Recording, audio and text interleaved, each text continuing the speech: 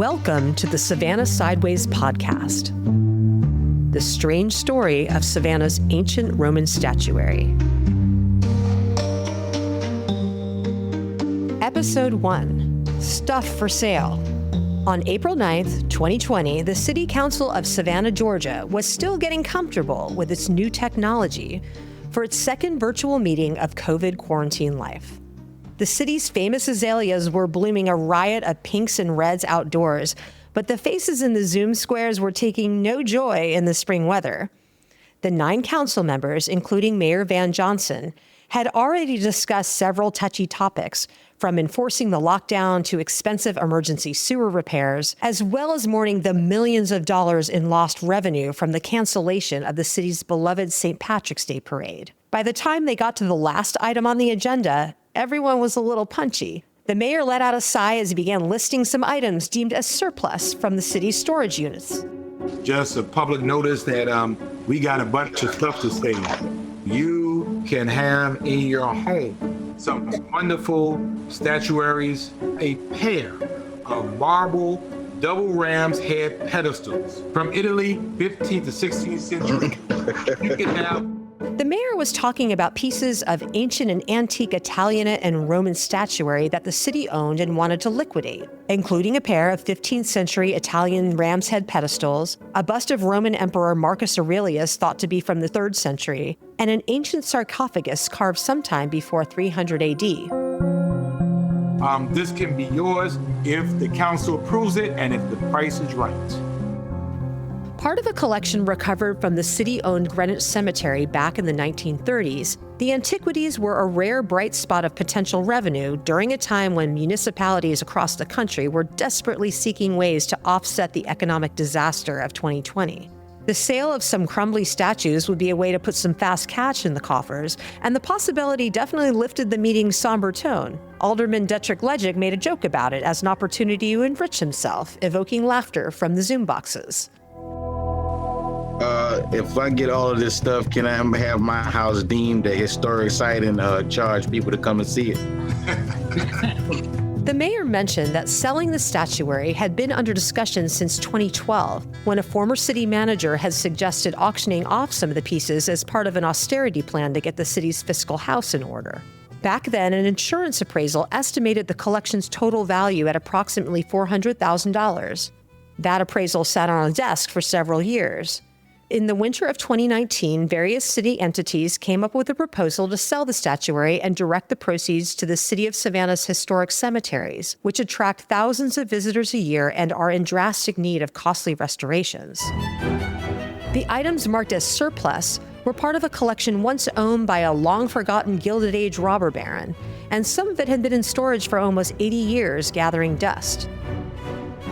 The better pieces from the collection had been on permanent loan to the Telfair Museum since the 1960s, but the city had no room and little use for the rest. Before the vote, Alderwoman Linda Wilder Bryan made a motion to approve the sale, reminding that the revenue was to be specifically earmarked for cemetery projects and capital improvements. The motion passed quickly with one caveat. Alderman Nick Palumbo requested that one piece in the lot, a 17th century Corinthian column top that is part of a pair, be held out of the sale so that it can join its mate, currently on display at the Telfair. And with that, Mayor Johnson tapped the gavel, and the April 9th, 2020 virtual meeting of the Savannah City Council came to a blessed close. But the vote left several questions unanswered. Could the 2012 appraisal values of the statuary be expected to hold in post-COVID times? Would the individual pieces bring in the needed revenue by ending up in someone's backyard or, say, a spa in Dubai? Or would they be worth more if they remained together in a single collection? Most importantly, just how the hell did the city of Savannah come to own a bunch of old Roman statues in the first place? Well, searching for the answers has taken me on a journey that has only gotten more fascinating with every layer. The story winds through time and around the globe, from ancient Rome to the Renaissance, to the Revolutionary War, to the Gilded Age, to the wild and rapidly evolving times we find ourselves in right now. If I've cornered you at a cocktail party any time in the last few years, you've probably heard at least part of it. Let's start with who the hell am I? My name is Jessica Leigh Lebos, and I have been living in Savannah for almost 20 years and writing about it even longer. I've been a contributor to almost every regional publication and was a columnist for the local weekly newspaper in its heyday. I've published 2 books, Savannah Sideways and The Camellia Thief and Other Tales. I've done a TED Talk about my adopted city, and I've helmed the Savannah Sideways Substack since 2021. Like many who grew up outside the South, I'd first heard of this coastal Georgia city from the best-selling book Midnight in the Garden of Good and Evil, John Barron's highly entertaining account of murder in society in the 1980s. I learned a lot more about Savannah after meeting a handsome native son who eventually convinced me to marry him and raise our kids in his childhood neighborhood. Over the years, I've steeped myself in Savannah history, politics, culture, and community. And I like to think the thousands of articles I've written have spilled a tea that's both strong and sweet. What I've hoped to accomplish with my writing is to help people form connections with this strange and beautiful city, and as citizens with each other. But that's gotten harder with each passing year. The city and its surrounding areas have grown tremendously post-pandemic, and the unique culture and charm that makes Savannah special are undeniably diminishing. As developers and what the old-timers call outsiders move in, the narrative has less room for the quieter, more complex stories that can't be distilled down to a 90-minute ghost tour. It's going to take institutional knowledge and collective effort to keep them alive. I'm trying to do my part to save this city that I love so much and also sometimes want to slap silly and send to bed to sober up. Now, I would never deign to call myself an expert, darling, but those are my bona fides.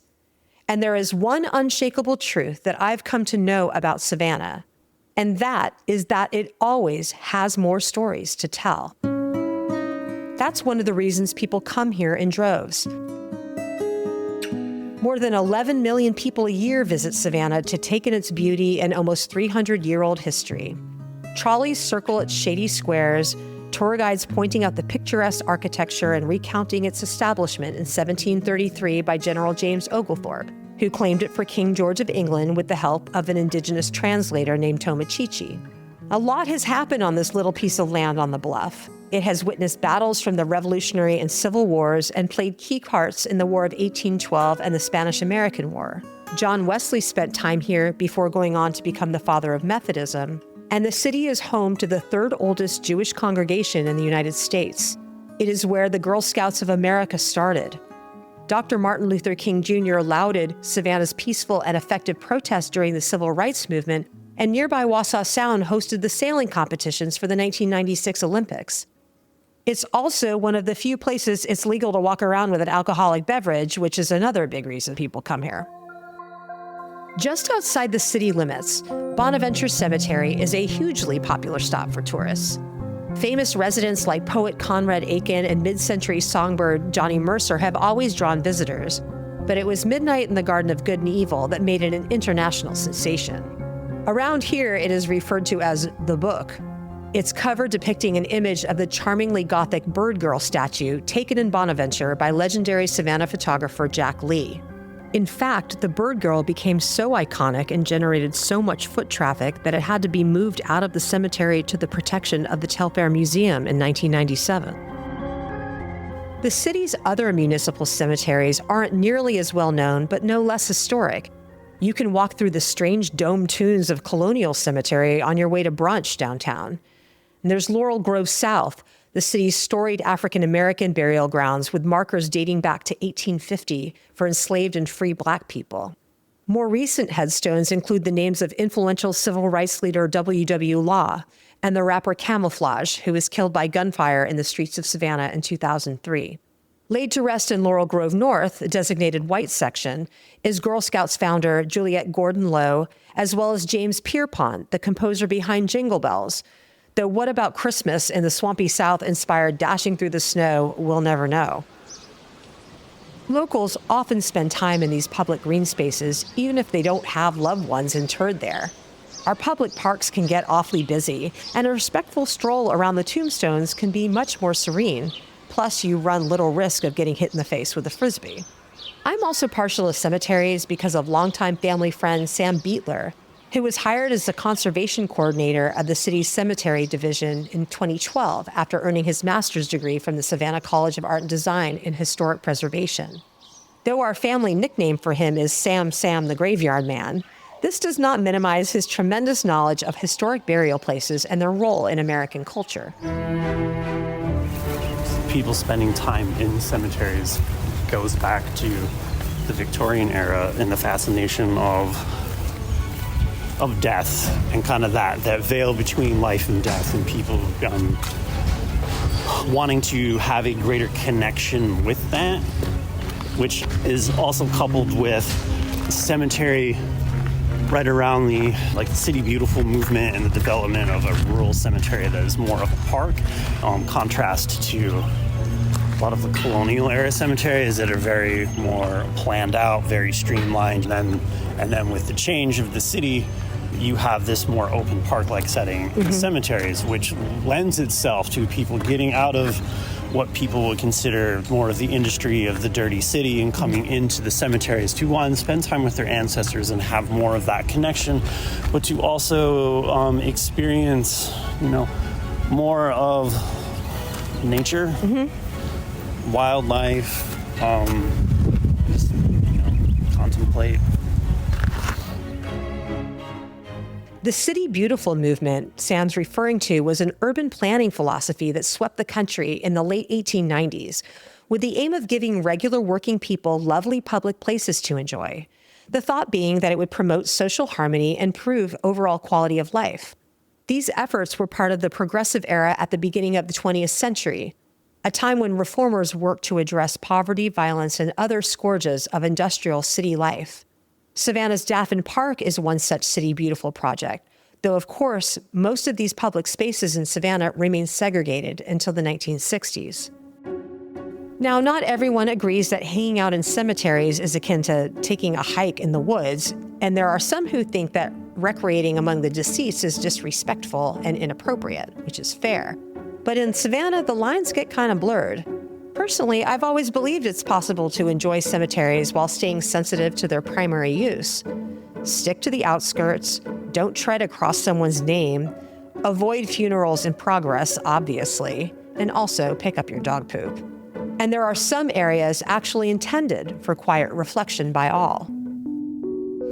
And there's always that back and forth. Is a cemetery? Is it a park? Is there a point in time where it becomes more of a park because of its use? And you're always trying to balance that because these are beautiful spaces that people want to come in and spend time in. And that's why we've developed the Greenwich Pond the way that it is. You can be in, a very beautiful landscaped space, and it's not specifically designed the same way as the rest of the cemetery. You can come in and you can be one with nature, and you don't have to come out here just to say hi to your relatives, right? Right. Full transparency, I do have relatives in Bonaventure Cemetery. My dearest mother-in-law, Marcia, was interred there in 2015 after a long battle with dementia. My husband and I often spend Sunday afternoons tidying up her site and other beloved friends, including Savannah-born New York PR flack Bobby Zarum, as well as Chef Brian Pilevsky and Jonathan Levy, two childhood chums of Mark's gone too soon. Then we take our energetic rescue dogs for a long, thoughtful stroll while arguing about which side of the family plot we'd prefer to occupy. Nothing like seeing your last name on a giant block of stone to make you meditate on your own mortality. Greenwich Cemetery lies behind its famous Bonaventure cousin on a beautiful stretch of the Wilmington River. It was developed at the tail end of the progressive era. I only really learned about it in 2016. One day I was looking on my phone for places to fool around with Pokemon Go. It was for a writing assignment, I swear. And I saw what to me was an unexplored green space on the map. I drove back there to walk the dogs around the perimeter and look for Bulbasaurs, and I came upon a setting straight out of a storybook. Tucked at the back of the property was an enchanting little park. Massive oaks heavy with Spanish moss arched over a calm lagoon, a charming footbridge crossing the middle like a fairy tale. It seemed incongruous with the rest of the cemetery and its neat rows of etched granite headstones. It didn't take much to find out that this cemetery had a history much older than most of its residents. Sam the graveyard man explained that the Little Lagoon indeed predated the cemetery and had been incorporated into the planning when the city bought the land in 1933 or 1937, depending on which source you're looking at. On the land back then was not just the lagoon, but remnants of horse stables, a mansion, a boat dock, a 2-story pool house, the ruins of a grand estate built in the Gilded Age, said to have rivaled any of America's palatial homes constructed around the same time, like the Biltmore House in Asheville, North Carolina, or the Breakers, the Vanderbilt family's magnificent summer residence in Newport, Rhode Island. Now listen, that's fancy even for Savannah. But if you look across the grounds, it's almost impossible to tell there used to be a house of that magnitude there. And I said almost. There's one other clue if you know where to look. Among the gravestones, there's a beautiful Art Deco fountain decorated with fish and scalloped edges, set in an oval-shaped patch. This fountain was directly in the front entrance of the home. It's a white marble fountain. This is the original footprint of the fountain. And looking at historic photographs, like you have this kind of tiered border for the basin of the fountain that actually goes down another level. The plaque on it says 1898 and not much else. While this stunningly beautiful place is bursting with natural flora and manicured gardens, you would never know the property once hosted famous historic figures from the dawn of our nation and later brimmed with priceless art and opulent decor, including a collection of Roman statues that may well be the largest of its kind in the Southeast. So that's the beginning of this tale. Are you in? I would love to tell you more in episode 2 of The Strange Story of Savannah's Ancient Roman Statuary.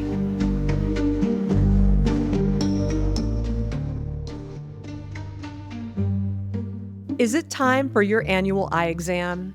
Dr. Erica Morrow and the staff at Foresight Unique Eyewear and Eye Care in historic downtown Savannah provide a high-level professional experience that is clearly above the rest. Dr. Morrow provides eye care personalized to your needs. Plus, you'll find the coolest, highest quality selection of frames in town.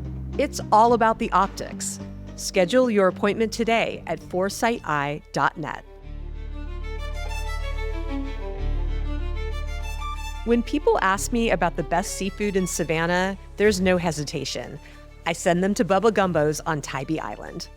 This is a family-run, water-to-table situation where you can be sure that whatever you're served, perfectly grilled, blackened, or fried, was swimming in the sea this morning, and the guy who reeled it in is probably sitting at the bar.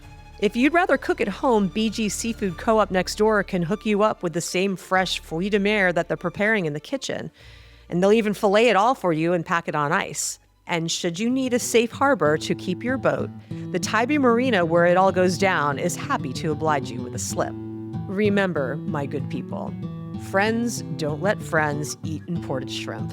Next time you're hankering for local seafood, head to Bubba Gumbo's and BG Seafood at the Tybee Marina on Lazaretto Creek.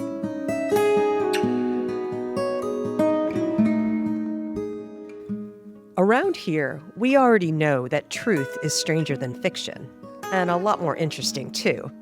If you love cemeteries and you want to delve deep into Savannah's most famous one, you need to meet Don Touton, better known as Bonaventure Don. He offers true stories galore as you stroll through the gravestones. No ghosts, no nonsense, but you might see a wild fox. Whether you're a local or just making a pilgrimage to Savannah's iconic, hallowed grounds, Bonaventure Don will give you an experience to last a lifetime, and perhaps beyond.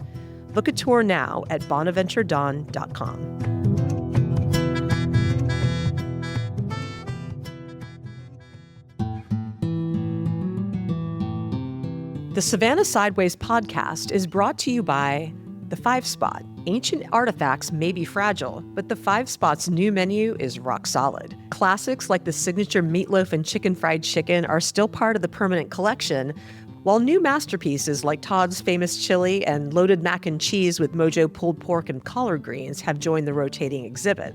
These curators of comfort food present a lineup of juicy burgers and giant salads for lunch and dinner 7 days a week, plus their famous brunch every Saturday and Sunday that's overflowing with bloodies and mimosas. With locations in Sandfly, Habersham Village, and Richmond Hill, the 5 Spot has something delicious for everyone at your table.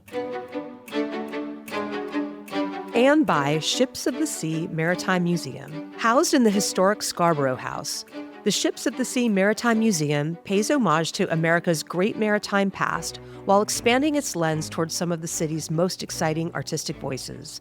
Wander through luxurious galleries of ship models and modern installations, amble amongst exquisite gardens, or attend, or host, an event at the finest open-air venue in town.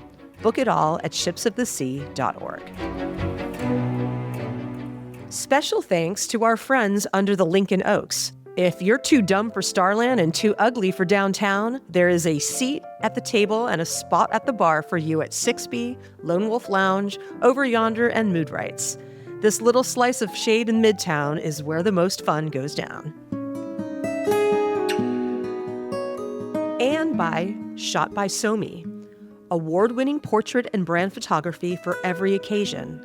A photo isn't just an image, it's a story whispered through light and time.